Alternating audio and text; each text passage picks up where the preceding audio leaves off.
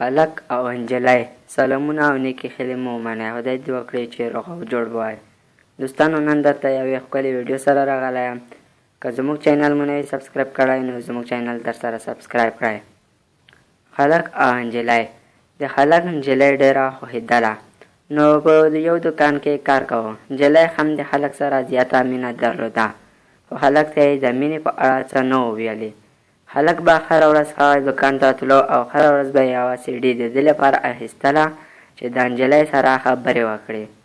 وروسته له یوې میاشتې هلک مړ شو. نجلۍ د هغې کور ته ورغله.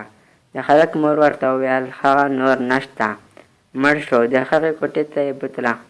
نجلۍ هغه ټولې سیډۍ ولیدې چې هره ورځ به یې پر هلک پلورلې. د سیډۍ پاکټونه همداسې بند ول، یو یې هم خلاص کړی نه و. نجلۍ وژړل، ښه ډېر یې له ځان سره وژړل او پوهېږئ چې نجلۍ ولې ژړل؟ نجلۍ ځکه ژړل چې د هغې د مینې پاکټونه ټول د سیډیو په منځونو کې ایښودل شوي وو او هلک یو هم خلاص کړی نه و. نو دوستانو که ویډیو مو خوښه شوې وي زموږ د یوټیوب چینل درسره سبسکرایب کړئ.